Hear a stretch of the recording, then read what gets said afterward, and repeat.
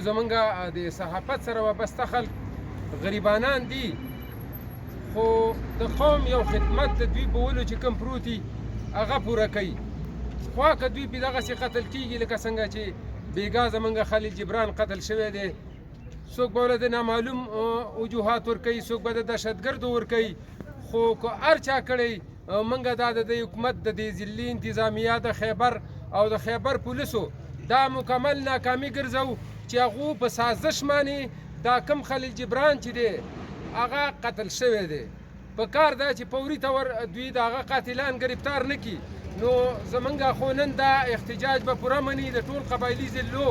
خو د دې نه پس کیدای شي چې موږ د دې خلکو نه د بایکاټ اعلان وکړو او کوم د هغه ماشومان چې د بې موره بې پلاره کړل، نو دا زه دا وایم چې دلته خو انتظامیه یا پولیس یو څیز هم د دوی نه پټ نه پاتې کېږي، یا کمې ادارې چې دي د دوی نه خو یو څیز هم پټ نه دی. او ته راځې او د موټر نه راکوزې او بیا پایرنګ کې، نو آیا تا ته دا علم نه و چې دا د پلانکي پروګرام نه را روان دی او بیا ورته په لاره باندې کښېني او بیا دا هم وایي ډي پي او صاحب د خیبر چې دته د مخکې نه دمکۍ نه وي. نو ډي پي او صاحب زه دا وایم چې ډي پي او صاحب تا ته دا پته وه چې دته د مخکې نه دمکۍ نه دي، آیا تا څه بندوبست کړی و؟ تا صرف دې ته پرېښی و چې کل عام تا بیا خو ته ورسره انوالو وي، ځکه دته دا مسله پیدا شوه. فوري طور موږ د ټول زم ضلعو د قبایلي ضلعو، بلکې زم ضلعې نه د قبایلي ضلعو صحافیان موږ دا مطالبه کوو چې فوري طور دی لکه څنګه چې د هغه نن په هلته احتجاج شوی په هغې کې دا ویلي چې د 3 ورځو هغو دا نوټس ورکړی دی، ډیډلاین یې ورکړی دی چې 3 ورځو کې دا قاتلان د هغه ګرفتار نه شو. نو موږ به ټول هغه سره په شریکه باندې یو ځای راوځو او ځای په ځای به زموږ دغسې د پرسلبونو مخې ته به احتجاجونه وي. موږ به په پرسلب باندې تورې جنډې زموږ به د 3 ورځو دپاره چې څومره پورې ډیډلاین دی د هغې پورې به زموږ د صحافیانو د ټولو سوګي موږ به هېڅ قسمه دغه نه کوو. ولې چې زموږ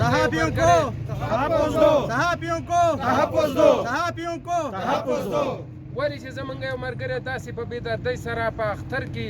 بیا هغه قتل کېږي او ملزمان تښتي په روغه باندې. زموږ صحافیانو د ورونو مشرانو په لاس کې دي، په غټ اخترونو کې خلک د ځناورو قرباني کوي او دا وایي چې یاره د دې وطن کې موږ د اسلام او د دې طرف ته ځو چې موږ خپل تحفظ وغیره وکړو. خو زموږ د بده مرغه زموږ خاوره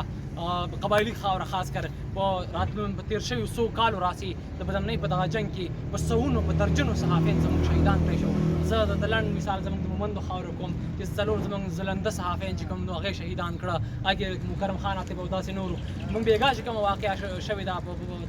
په خیبر کې زموږ صحافي ورور سره موږ یې ډېره ځوانان په ډېره سختو ټکو غندنه کوو او دا هم حکومت ته وایو که چېرته دا خاورې ته تاسو ته موږ دا خبره ډېر خلک کوي چې یاره موږ تاسو ته تحفظ درکوو. تحفظ موږ ته د کمې خبرې راکړې. په هوار میدان کې زموږ داسې نوموړي صحافیان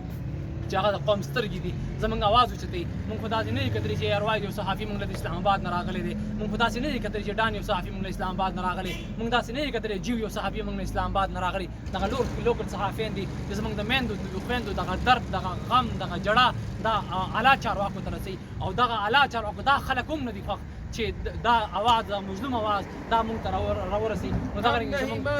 ظلم کے ضابط ظلم کے ضابط جبران کې گرفتار کړو. زمونږ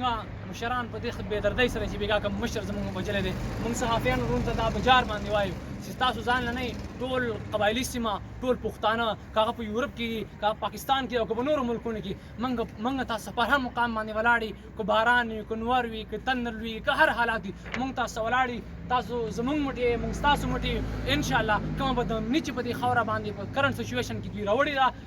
په دغه سختو ټکو موږ غندنه کوو، موږ به ته ودرېږو انشاءالله. زموږ دا امید دی تاسو صحافیانو نه مومند پرس ته بیا ټول قبایلي صحافیان دي تاسو اواز کوئ، موږ به درنه مخکې او تاسو راپسې شئ انشاءالله.